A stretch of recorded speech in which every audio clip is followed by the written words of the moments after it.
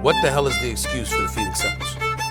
Kevin Durant is there averaging 27 a game. Devin Booker is there averaging 26 a game. Bradley Beal is there as a third option. Mike Budenholzer is a championship caliber coach. What the hell is going on in Phoenix? It makes no sense. You're looking at the Suns right now, and am I surprised? Yeah, because they've got this talent at the top of their roster, but something's not clicking, and maybe the organization looked at it and said, you know what, it's not even about a personnel thing. It's about just gelling. They are bad for basketball.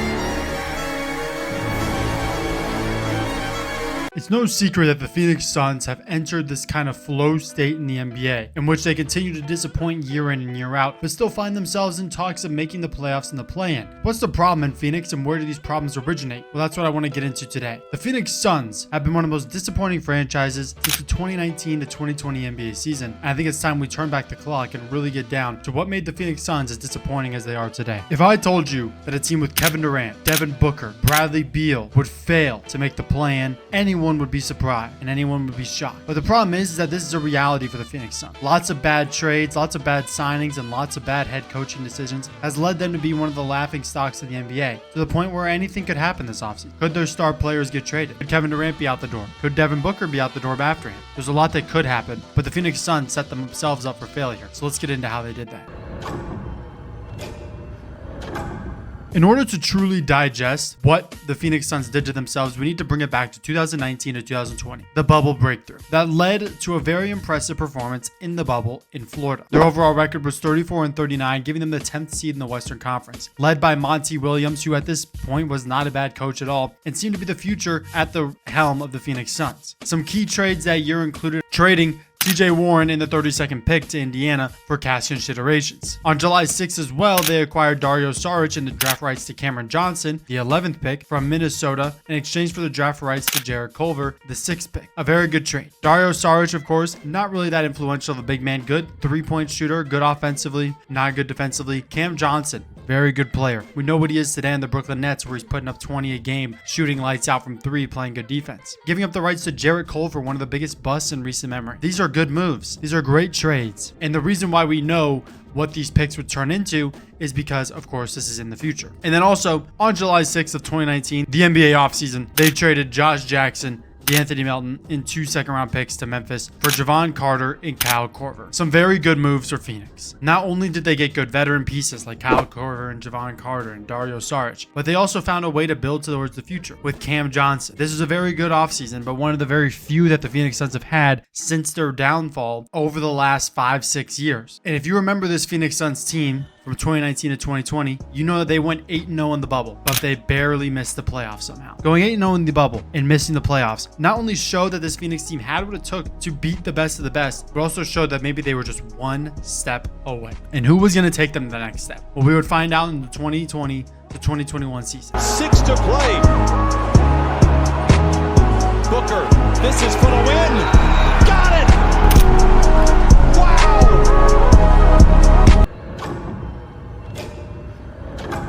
The Phoenix Suns were running the Western Conference along with the top dogs. They would finish second in the West with a record of 51-21. And this was, of course, the year that they acquired Chris Paul and Abdel Nader from Oklahoma City in exchange for Kelly Oubre Jr., Ricky Rubio, Ty Jerome, Jalen LeCue, and a 2022 first-round pick. Chris Paul brought another dynamic of veteran play and also playmaking and defense to this Phoenix Suns team that already had dynamic weapons in Devin Booker and DeAndre Ayton. Devin Booker and DeAndre Ayton, of course, loyal to Phoenix for now, continued to impress, but adding a veteran piece like Chris Paul only allowed them to deepen the bag of Devin Booker, making him play off-ball, and instead using his off-ball skills to create shots and get open, letting Chris Paul bring the ball down the court, bringing less attention towards Devin Booker. Devin Booker was able to run freely next to Chris Paul, and this was the best Devin Booker we've had to this day. Devin Booker and Chris Paul was arguably the best backcourt in the NBA for a few years, and they continued to show their dominance in this playoff. They signed Jay Crowder, Etuan Moore, Langston Langston Galloway and Damian Jones that offseason, and none bigger than Jay Crowder. In the playoffs, though, this was the year.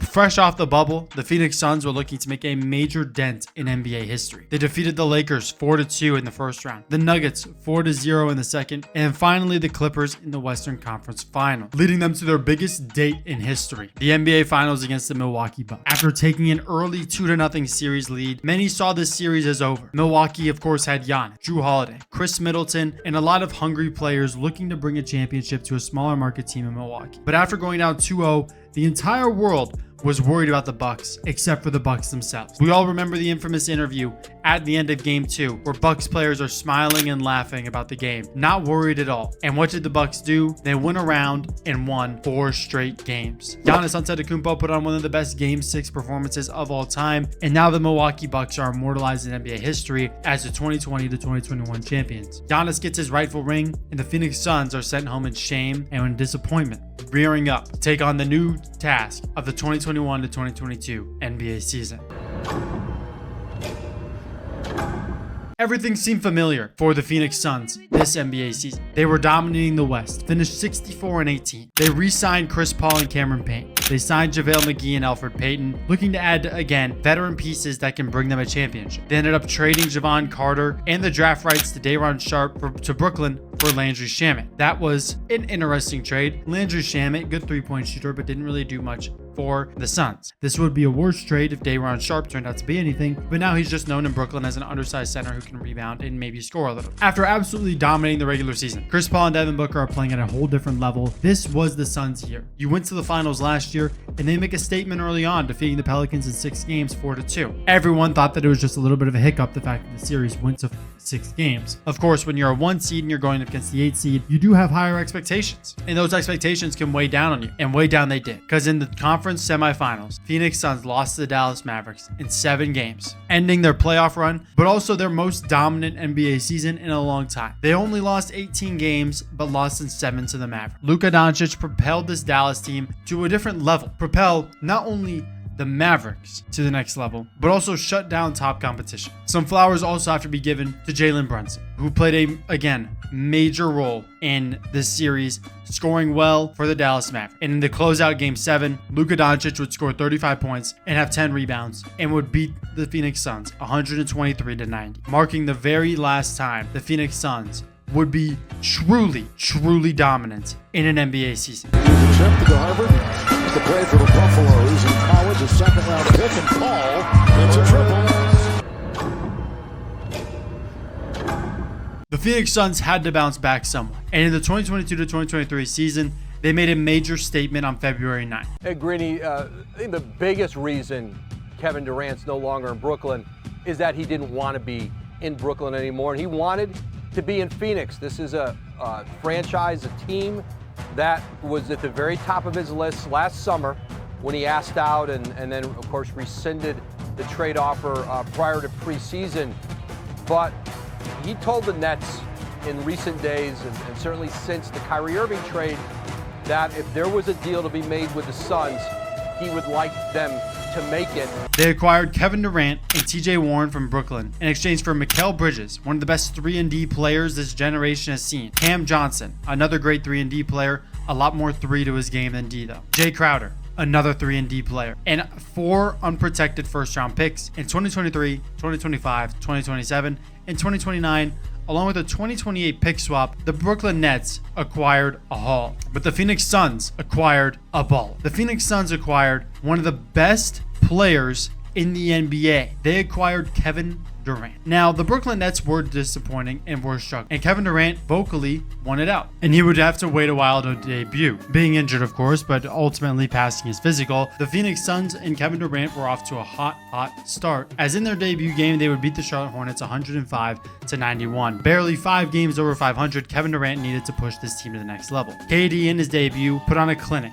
23 points, 6 rebounds, 2 assists, 2 blocks, shot 50% from the 3, 66% from the field. Kevin Durant, Devin Booker, and Chris Paul was your new big 3 in Phoenix. And at the time, This felt like the kind of trade that the Warriors made to acquire Jimmy Butler. A less than good team, kind of average, making a big move in order to propel themselves to the next stage in their team's history. Kevin Durant really felt like he could win a title on the Suns team, and it felt like the Suns were now a different level of team. Of course, they lost a lot though, and I feel like that was ignored very heavily. Kevin Durant not only required them to give up 4 first-round picks, but also required them to give up 3 of the best 3-and-D players the team had to offer, and 2 of the best in the NBA. Looking back on it, this trade was by far a fleece for the Brooklyn Nets. But at the time, this gave Suns fans one thing that they needed after the disappointments of years before. And hope came when they defeated the Clippers 4-1 in the first round of the NBA playoffs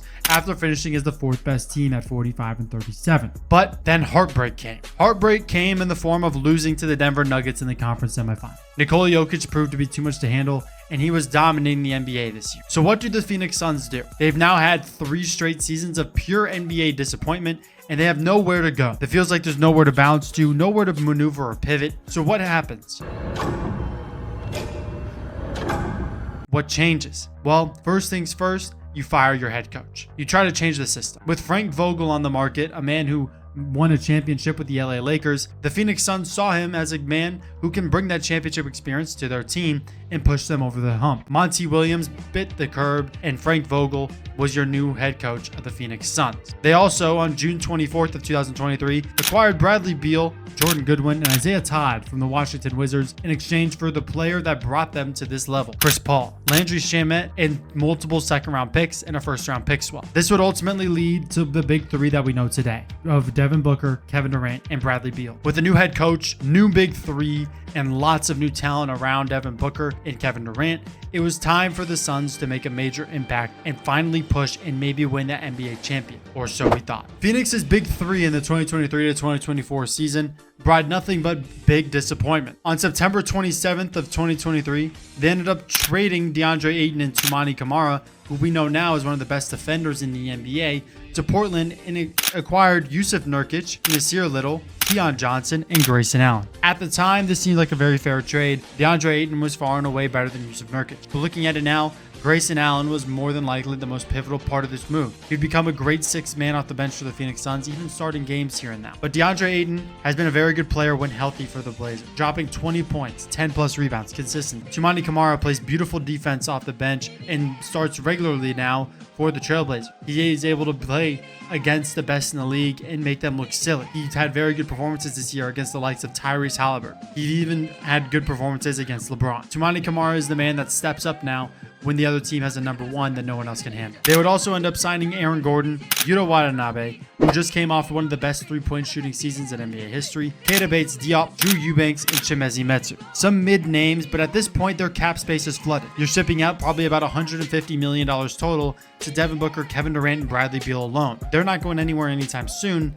You need to kind of sign these vet minimum players in order to make a difference. So what happened? Well, a lot of disappointment. They went 49-33, finishing 6th in the Western Conference. It was a very disappointing season, but a lot of experts and even me still believe that the playoffs would be where they shine. Frank Vogel had 1 season under his belt, and it kind of felt like the players were still learning his system. We got to remember, they were being coached by Monty Williams for multiple years before this. This isn't a one and done thing, or so we thought. Because in the first round of the NBA playoffs, going up against the 3rd seed Minnesota Timberwolves, Western Conference Finals eventually for them, they ended up going and getting swept. And one of the biggest embarrassments I've ever seen. The Phoenix Suns shipped out their best big 3 and NBA in their team's history and got swept by the Timberwolves in 1 round. Couldn't even pick up 1 win. There were very clear issues with this team. There's a lack of depth, and there was a lot not getting good chemistry between these stars. Devin Booker had to kind of take on the point guard role again, and Kevin Durant also wanted to be ball dominant. Bradley Beal is another guy who can create off the ball, but also needs the ball in his hands at some point. I think Bradley Beal hasn't even been the problem in this entire process. It's just been the Phoenix Suns have not been patient enough. They haven't shown enough patience and enough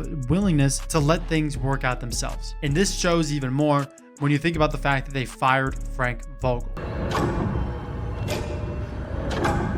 After 1 season, finishing 6th in the Western Conference, winning 49 games, going over 500 by 16 games, he ended up biting the curb, and in came former NBA championship coach again, the coach that they lost to in 2020 to 2021, Mike Budenholzer. A lot of people were excited now. I mean, there was real hype behind this Phoenix Suns team. They felt like they got the right coach. Frank Vogel felt like a good hiring, but Mike Budenholzer, known for his regular season success at the time, was the perfect hire. He was the man to get them the 3 or the 2 seed and get them past the first round. But the problem was that the Phoenix Suns didn't do anything to improve. The only thing that they really did that offseason was trade for David Roddy in exchange for EJ Liddell. That's it. And then nearing the NBA trade deadline, they traded Yusuf Nurkic and a 2026 first round pick to Charlotte and acquired Cody Martin, who's a good 3-and-D player, Vasilije Micic, who openly started shopping European teams to return to Europe because he didn't want to play in Phoenix, and a 2026 first round pick. They quite literally lost this trade by a landslide, and they thought Cody Martin was the man to get them over the hump. It just wasn't. The Phoenix Suns finished 35-45, 11th in the Western Conference. They missed the play-in with Kevin Durant, Devin Booker, and Bradley Beal all on the same team. You don't see this nowadays. You don't see big threes fail like this. But the Phoenix Suns have done nothing but shoot themselves in the foot. A lot of challenges happened this year. They were the 27th in defensive rating this NBA season, and there were a good amount of injury. There was a lot of financial constraints due to the luxury tax, and now they have limited draft assets until 2031. Rumors are now speculating about Kevin Durant's future, and he seems like he's almost guaranteed to leave. It appears that the Rockets are in on the Kevin Durant market. The Thunder may want a reunion, and many teams want Kevin Durant. He's a good player. He's getting old, but he's still probably the best scorer, if not one of the best scorers in the NBA. Pure isolation, one-on-one creation. There's also rumors about trading Devin Booker. I would love a Devin Booker trade to one team in particular. I think Devin Booker on the Detroit Pistons would be perfect. I think him and Cade Cunningham would be the best backcourt in the league. And I think next to guys like Asar Thompson and with a center like Jalen Duren, the Detroit Pistons could really get over that hump of just being dominant in the East. They're currently headed that direction, but Devin Booker could just help out that process. Him and Cade Cunningham would dominate. The Phoenix Suns, it's no surprise that they have failed, and it's not anyone else's fault but themselves. No one probably expected the big 3 to work out as bad as it has, but missing the play-in is a complete and utterly awful thing to happen, and now the Phoenix Suns get to live with it for the rest of the offseason. What's going to change for Phoenix? How do they go from here? What do they do with Bradley Beal? What do they do with Devin Booker? What do they do with Kevin Durant? We won't know until it actually happens, but for now, the Phoenix Suns are the laughing stock of the NBA.